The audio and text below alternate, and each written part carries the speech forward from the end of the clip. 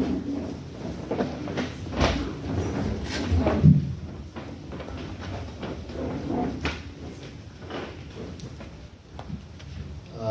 gabi po sa lahat. Isa pong karangalan sa ating Panginoon na tayo po ay magbahagi ng kanyang salita. At salamat po ako sa ating Panginoon na matagal na po itong bigyan ni Ate Suray, pero hindi ko po gaanong na kasi busy po sa pagtatrabaho. But anyway, God is good. So, sabi ko sa Panginoon, Lord, I stand corrected, Lord. Kung ano man yung mga nabahagi ko, ikaw na po ang mag-correct po sa akin. So, bago po ako magsimula, pwede po tayong samahan niyo po ako sa panalangin.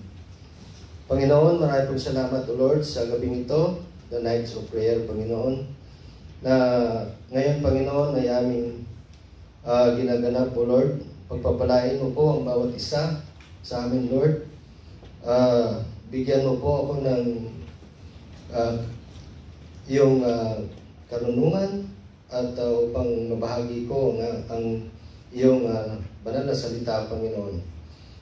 Buksan mo po ang puso ng bawat isa upang pumasok o umunawa sa iyong banal na salita. Salamat po, Panginoon. Ito po ang aking panalangin. Naway pasalamat. Amen.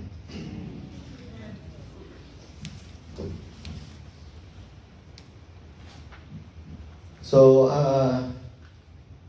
ang una ko pong ay bitawan bago ako magsimula ay isang katanungan. No? Ano po ba ang tuntungan na nagpapatibay ng ating pananampalataya? Yun po ang tanong.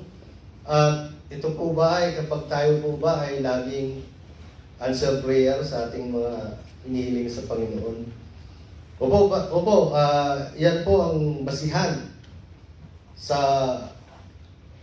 isa sa pagpapalakas ng ating pananampalataya ay yung ating panalangin na dinidig po ng ating Panginoon. Meron po akong short story about faith and trust. So ito pong dalawa ay magkasama bilang isang Kristiyano. No? Kinukot ko po ito sa Matthew chapter 22 to 23. So ito po ay pananampalataya po ni Apostol Pedro. Ito po ay isang miracle na yung pagkatapos po ni Yeshua or Jesus sa kanyang pag-preach siya po ay babalik na po sa bangka na sabi po, in this miracle, Jesus comes to His disciples in a boat during a storm, walking on the surface of the water. The disciples are initially frightened, thinking he is a ghost, but Jesus reassures them. Then Peter asks to join Jesus on the water, and does, but begins to sink when he takes his eyes off to Jesus. Short interpretation po. So he saw the condition of the water dahil yun po ay isang unos o may bagyo. So nung sinabi po niya sa Panginoon, sa kanyang pananampalataya sa Panginoon o pagtitiwala, sabi niya, pwede ba akong lumakad kasama mo sa tubig? Sabi po ng Panginoon, tinawag po siya, lumakad tayo sa tubig. Ngunit, nung lumakad po siya sa tubig, nakita po niya ang kondisyon ng dagat na napakasama, napakagulo, at unti-unti nawala po ang kanyang pagtitiwala dahil umalis po ang kanyang focus kay Jesus. So, unti-unti po siyang lumubog. So, another story po, bago po ako magsimula, Pero maliit, kukunti lang po ang aking exhortation. So, doon po nung kami ay, matagal na po ito, nung kami po ay umattend doon sa Parañaque, story po ito na isang pastor. Sa BF Parañaque po, ay alam naman natin na mga may pera, mataas po ang kumbaga yung love gift ng mga pastor doon. At siyempre ang pastor ay talagang hindi po siya pinagkukulang ng ating Panginoon sapagkat sa Parañaque po ay mayayaman yung mga tao doon. Pero dumating po yung isang punto na sinubok ang kanyang pananampalataya at pagtitiwala. Siya po ay inutusan ng iyang head pastor na dalhin ang kanyang pamilya sa Bicol, sa Paracale. Doon po, na-shake ang kanyang pagtitiwala.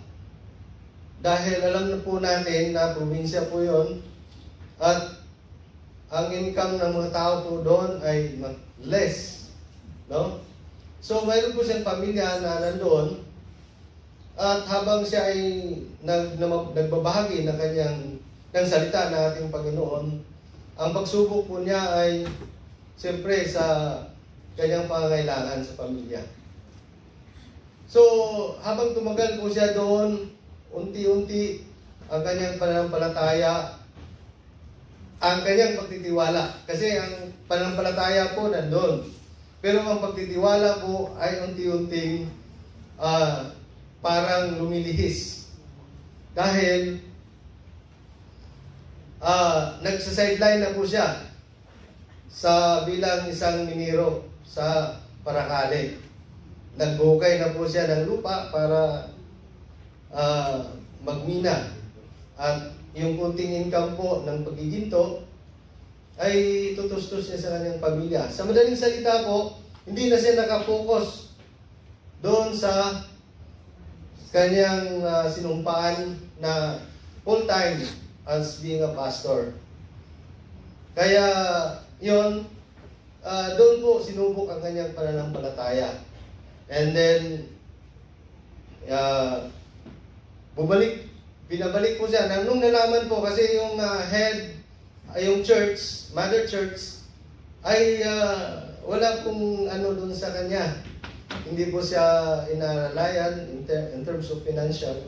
So talagang sarili po siya and then nung nalaman po ng mother church na siya po ay nagiginto na, ay pinabalik po siya sa sa Parañaque. So doon po mga kapatid, minsan ang faith natin malakas pero nauubos po ang ating pagtitiwala kung sinusubok po tayo. Lalo na po sa yung kwento po kay Peter, nandun po yung pananampalataya niya sa Panginoon Pero nawala po yung pagtitiwala niya na naglalakad siya sa tubig. Lumubog po siya nung nakita po niya ang kondisyon ng dagat. So, natakot. Nandun yung kanyang pagkatakot. So, introduction lang po yun. So, ito po yung aking exhortation. Ano ba ito? Up, no? Uy, sorry. Pindot lang po ba ito? Kasi magkakaitik ko. Ayun. Okay. So, nakikita po natin, ito ngayon, sabi dito sa Isaiah 28:16, ito po ay sa lumang tipan na sinabi po ng Panginoon. Ito ngayon ang sinabi ni Yahweh, maglagay ako ng batong saligan sa Sion. Subok, matatag, at mahalaga, ang magtiwala rito ay hindi mapapahiya. At sinundan po ito sa Zechariah 10:4. Sabi dito, the cornerstone will come from Judah. The 10 peg from him, as well as a battle bow, and every ruler together. So, ito pong, paano po nagsisimbolize ang cornerstone? So, ito ay nagsisimbolize ng stability and foundation. And biblical prophecy, it often points to the Messiah, fulfilled in Jesus, the foundation of God's people. And will come from Judah. So, curious po ako, ano pong special kay Judah? Siya po ay pang-apat na kapatid kay Jacob. At sabi ko, anong special kay Judah? No? Sa tingin ko wala. Pero sa Panginoon, siyempre, special si Judah sa mata ng ating Diyos. Kaya doon po inilagay na bilang isang lahi ng kay Judah si Panginoong Jesus. No? So, ano po ba ang 10 peg nagsisimbolize? So, ang 10 peg po, yung pong tulda, yung tulda po ay mayroong talian, no? Isang tinatawag nating parang pin or bolt na tinatalian po ng lubid para yung tulda ay may lagay in place, no? Now, in the ancient Near East, tents needed strong pegs to hold them in place.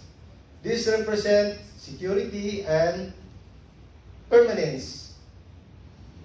The one who keeps the community steady. So, yun po, nag-symbolize po ito bilang isang Kristiyano na pagkakaisa, no? O sama-sama sa ating pananampalataya. And about the battle bow, so ang battle bow, ito po yung arrow, ay may kasamang arrow, pana, no? The battle bow, symbols of strength and victory in warfare, representing the power to defend and triumph over the enemies. So ito po ang salita ng ating Panginoon na ating laging pinanghahawakan bilang isang Kristiyano, no? Yung ating pinaka-battle bow. And every ruler together, so ito po ay represent points to the leadership and governance, suggesting that all authority and guidance for the people will come this promise in figure or lineage. So ito po yung mga kumbaga pangako ng Diyos na yung hindi po tayo niya pababayaan. Ito yung kanyang pangako na hindi niya tayo pababayaan at mayroon tayong pag-asa, no? Kung mananalig tayo po sa Kanya. So dito po ang ating verse na binibigyan ng ng ating focus, no? So sa 1 Peter 2:6, for in the scripture it says, "See, I lay a stone in Zion, a chosen and precious cornerstone, and the one who trusts in Him will never be put to shame." So, ito po sa 1 Peter 2:6, dito sa chapter ng unang Pedro, in-emphasize po ang awareness ng intellectual pride, no? And self-reliance as barrier to accept Christ, that making them or us stumble over very cornerstone. Ang cornerstone po na ito ang nag-provide ng stability at salvation po sa atin bilang isang Kristiyano. Sa unang architecture, ang cornerstone was the most important part of the building because ensuring the stability and alignment. Kapag baluktot or disalign ang pundasyon o poste, may tendency po mag-collapse o gumuho ang building or structure na ito.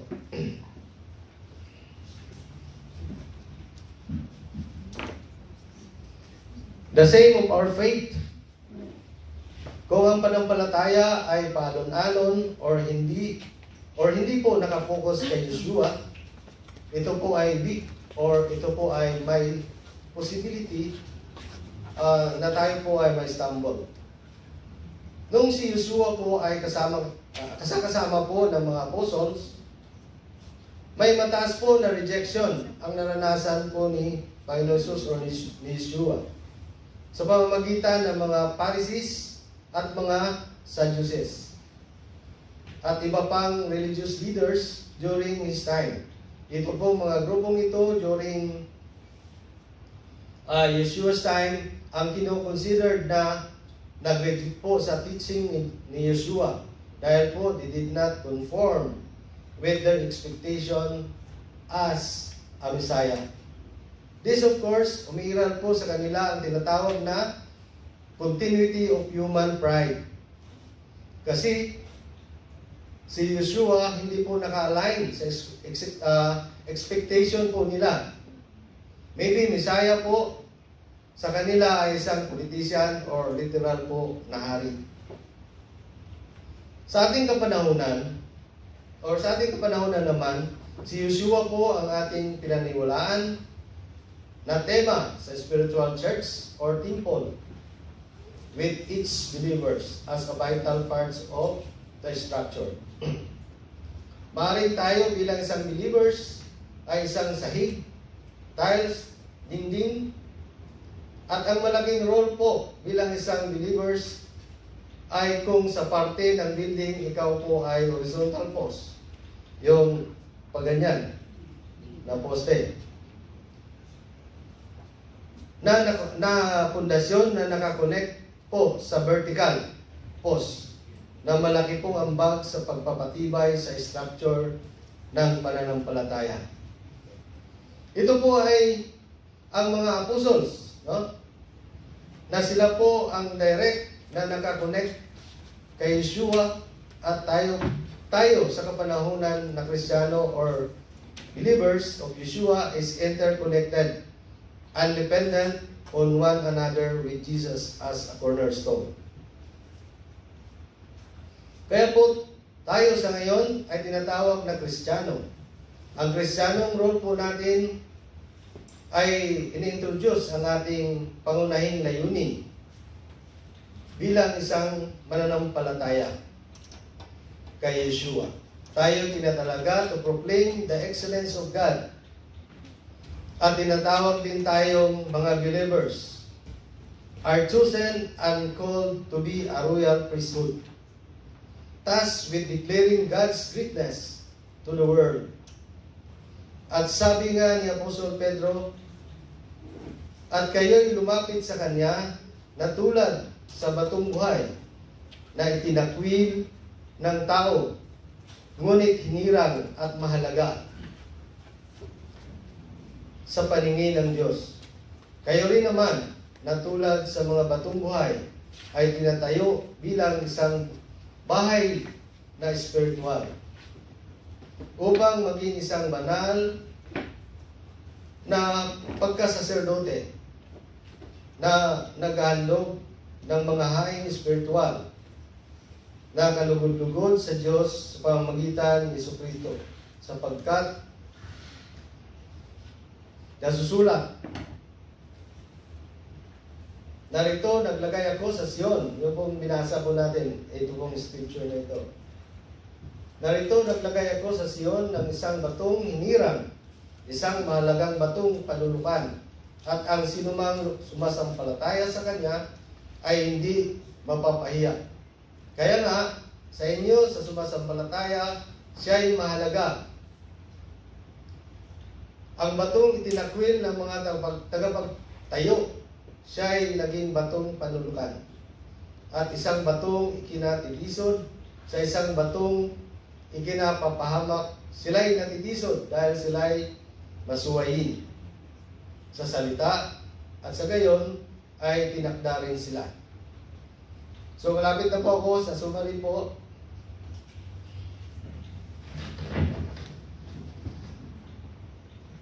So sabi po doon, so sinabi narito, no?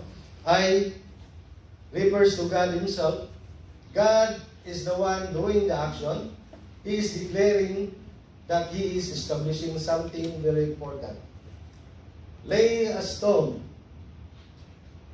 Placing foundation. This means God is putting down a cornerstone, which is ancient construction, was the first and the most important stone. It determines the stability, position, and alignment the entire structure. The action word in the phrase, I lay a stone in Zion, lay po. This verb indicates an action of placing or establishing something, which emphasizes the foundation role of the stone in the context of faith and stability. In Zion refers to Jerusalem, of God's chosen place. Zion is a biblical name often used to refer to the city of Jerusalem, the people of God, spiritually the kingdom of God or church. The stone is Jesus Christ. He is the foundation of salvation, truth, and the church. So ito po sa Ephesians 2:20. God's the one established Jesus as Savior. Jesus was sent by man, not sent by man, He is sent.